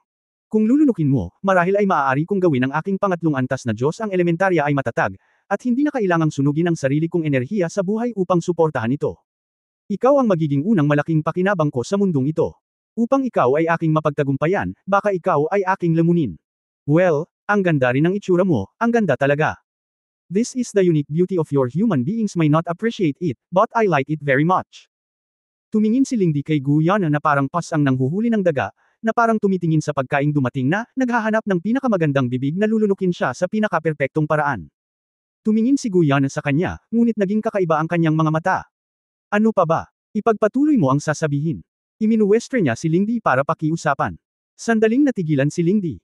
Ang dahilan kung bakit siya gumamit ng mga salita para impluwensyahan si Guyana ay dahil umaasa siyang matuno ang pagnanais nitong lumaban. Bagamat hindi maaaring pakilyusan ni Guyana ang anumang elemento dito, nandoon pa rin ang espiritual na cultivation base ng Divine Origin Realm. Kung ang Spirit Sea ng Divine Origin Realm ay ilalabas sa lahat ng paraan, hindi lang siya makakakuha ng wala. Baka masugitan pa. Kaya naman, gusto niyang i-dissolve muna ang fighting desire ni Guyana. Nakita mo rin kung gaano ako kabuti sa aking mga tao. Kapag pinalaki ko ang aking sarili, hahayaan ko rin silang madagdagan. Lahat ng taong sumusunod sa akin ay makakakuha ng higit na benepisyo. At saka, ako at ang iba pang kalaliman ng mga lalaki ay iba. Pinahahalagahan ko ang buhay ng aking mga tao at hinding-hindi ko hahayaang mamatay sila. Kaya't mayroon kang pagkakataon na piliin na sumunod sa akin at maging aking lingkod. Pagkatapos, hindi ko lang bibigyan ka ng 10,000 katao sa itaas. Bukod dito, ang pagsunod sa akin, marahil ay maaari mo ring mahanap ang direksyon ng ikatlong antas ng Divine Origin Realm hanggat isakripisyo mo ang iyong kaluluwa sa akin, tutulungan kitang kumpletuhin ang lahat ng ito, at panatilihin ito ang iyong orihinal na espiritu, ito ang iyong huling pagkakataon. Nang marinig ang kanyang mga salita, biglang ngumiti si Guyana, talaga. Ang huling pagkakataon ko. Sa palagay ko ay hindi. Para sa iyo, mas mabuti para sa iyo na maging lingkod mo kaysa lamunin mo. Kapangyarihan kaysa sa Demon King na iyon, kahit na lumikha ka ng isang Diyos na kaharian, maaaring hindi ito imposible kaya, sa kasong ito, paano mo ako pakakawalan? Saglit na natigilan si Lingdi, nanlamig ang mga mata, ang sobrang talino ay palaging hindi magandang bagay. Tila masyado akong nag-iisip. Gayun din, ang espiritual na paglilinang ay maaaring umabot sa antas ng mga Diyos, paano siya magiging tanga? Kung ito ang kaso, pagkatapos ay kukumpletuhin kita. Kahit na pinili mong sumabog, sa aking nakakulong na espasyo, ang iyong espiritual na paglilinang ay hindi pa rin makakatakas sa akin, ang iyong espiritual na katinuan ay hindi pa rin lalamunan ng buong lakas, at ang iyong espiritual na kahulugan ay hindi pa rin makakatakas sa akin sa pinakamabuting kalagayan, at ang iyong espiritual na kahulugan ay hindi pa rin makakatakas sa akin, at ang iyong espiritual na kahulugan ay hindi pa rin makakatakas sa akin. Ay mas mababa. Gayunpaman, sinabi mo na maaari akong maging isang Diyos pagkatapos kong lunukan ang iyong katawan. Bumantong hininga si Guyana, kaya, gusto kong magpasalamat sa iyo. Kailan ko sinabi sa iyo na ako ay isang mortal? Sa labas ng mundo, marahil ay mayroon pa akong ilang mga takot. Dapat kong sugpuin ang aking sariling kapangyarihan at huwag maapektuhan ng iba. Pagtuklas. Ngunit, sa iyong perpektong nakakulong na mundo, hindi ko kailangang sugpuin ang anuman. Kahit na hindi ko talaga gustong makabawi sa 1% ng aking buhay, ito ay isang maliit na bahagi ng aking buhay para sa iyo. Din. Matapos marinig ang kanyang mga salita, biglang nagkaroon ng masamang premonition si Lingdi sa kanyang puso.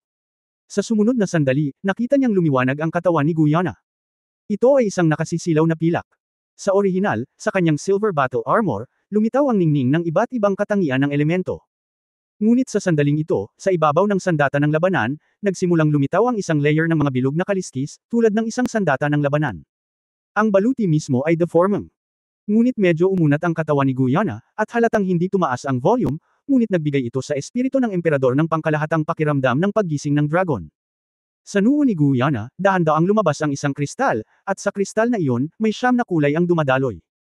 Naglalabas ito ng malambot na halo, at nang lumitaw ang kristal na ito, naramdaman lamang ng Lingdi na nagsimulang manginig ang kanyang lugar sa pagkakakulong, at pakiramdam niya ay babagsak ito anumang oras. Hanggang sa mga sandaling ito, hindi niya maiwasang magbago ang mukha sa pagkamangha, gulat na nakatingin sa babaeng lumalakas sa kanyang harapan, at bumabaliktad ang buong ugali niya. Ikaw, sino ka? Nagtatakang tanong ni Lingdi. Mahina siyang tiningnan ni Guyana, noong una, hindi ka kwalipikadong malaman kung sino ako. Ngunit pagkatapos ng lahat ng mga taon na ito, sa wakas ay maipapakita ko na ang ilan sa aking tunay na lakas. Bilang pag-alala, masasabi ko sa iyo. Sa God Realm, dati ay may ilan sa mga pinakamakapangyarihang pag-iral. Naniniwala ako na narinig mo na ito, tulad ng pagkakaalam mo sa ikatlong antas ng Divine Origin Realm. Sa God Realm, ang third level na Divine Origin Realm ay mas mababang antas lamang na bahagyang mas mataas kaysa sa mga pari. Iyon lang. At noong nasa God Realm ako, ang spiritual level ko ay ang God King Realm. Sa pagsasalita tungkol dito, ang mga pagbabago sa pag-iisip sa Guyana ay biglang sumabog na parang isang blowout, at ang nakapalibot na nakakulong na espasyo ay agad na nagbago mula sa orihinal na itim hanggang sa pilak. At least mukhang silver sa loob. Sa sandaling ito, biglang napagtanto ng Ling Emperor na hindi niya kayang kontrolin ang nakapalibot na confinement space, at ang control power ay biglang nahulog sa mga kamay ni Guyana. Ikaw. Nakangiting tumingin sa kanya si Guyana, oo, hindi talaga maaabot ng lakas ko ang level ng Diyos, dahil pansamantalang hindi ko kayang lampasan ang mga hadlang ng eroplanong ito. Ngunit sa totoo lang, kung gusto ko talagang makalusot, walang what power can stop me. Ang Panginoon ng eroplanong ito ay wala talaga sa level ng second level gods. At bagamat isa lang akong bahagi ng nag-iisang God King na minsan ay kinakatawan ko. Pero, hindi mo ba sinabi na 1% lang ang lakas mo? Nagsimula nang manginig ang boses ni Lingdi, dahil talagang nararamdaman niya na ang lakas ng kaisipan ng kabilang partido ay talagang may kaunting lakas para sa kanyang sarili. Ang lakas ng pagdurog ng takot. Si Guyana ay nag-isip na kilos, at pagkatapos ay ngumiti, oo, ito ay 1% lamang. Kung gayon, magkano ang 1% ng unang antas ng kapangyarihan ng pag-iisip ng Diyos? Hayaan mo akong pag-isipan ito. Well, halos hindi ako magkaroon ng pangalawang antas ng paninirang puri ng Diyos. Kung hindi dahil sa kanya, marahil ay bumalik na ako sa antas ng Diyos noong nakaraan, ngunit, kung ganoon, hindi na ako makakatagal sa mundong ito. For more videos, check the notification bell.